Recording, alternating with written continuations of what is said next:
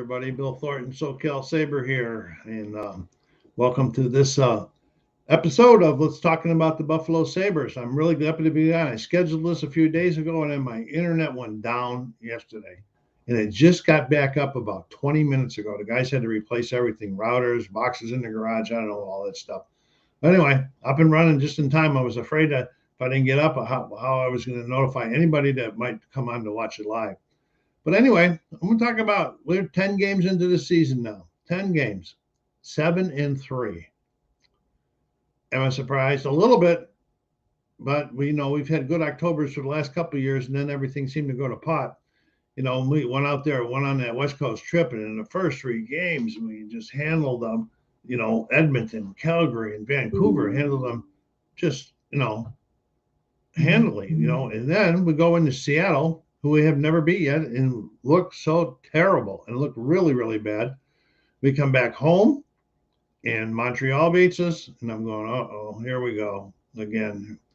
Then we're going into, then Chicago comes into town, and we're losing to them 3-1. Come back and tie it in third and just win it in OT, and that made me happy. Now we're on a little bit of a roll again, really great against Detroit, really great against Pittsburgh. They gotta try to start winning more of those games from ahead instead of coming from behind. But anyway, 7-3. Got a little bit of a test coming up with this 2-game road trip with Carolina and Tampa Bay. Then we'll be back home again for Arizona and Vegas. Jack will be back in town. I'm really happy for Jack.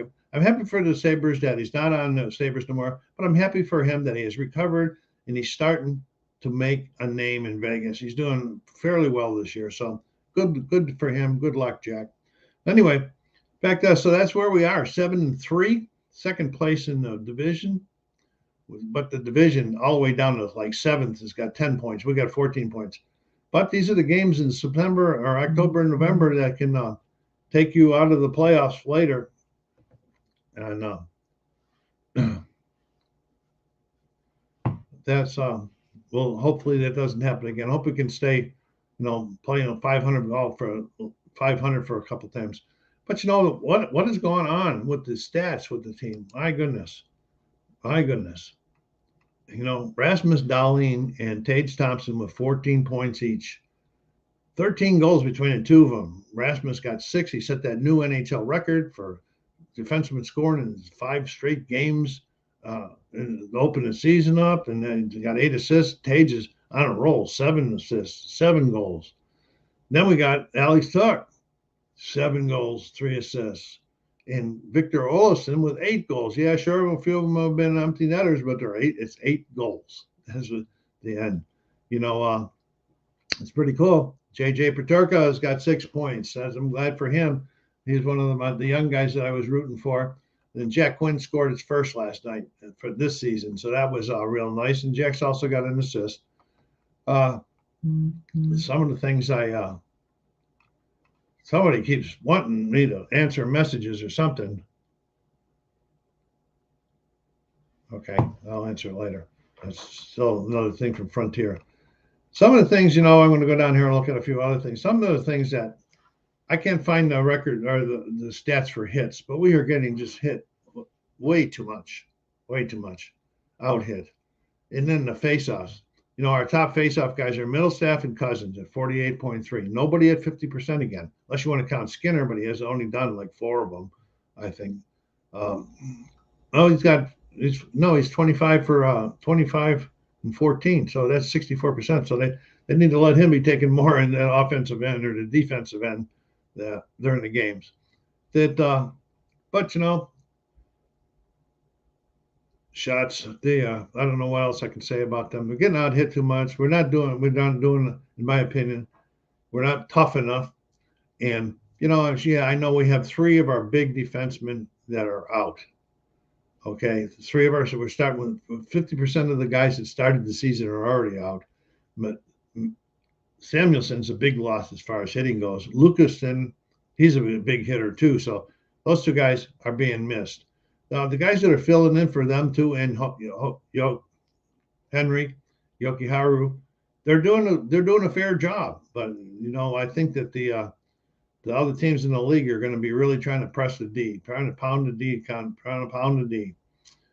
So, I like what Granato's done, with the line changes. He's done line changes when he thinks people are going right, like he threw a Poso up on the first line.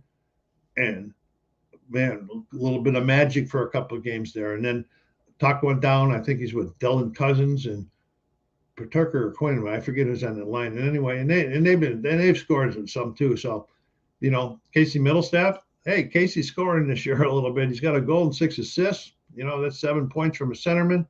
We don't expect Casey to be too much of a goal scorer, but the assist is what's important for them centermen. And Skinner, he's not going too well yet. I mean, he's got 2 goals, but he's got 8 assists.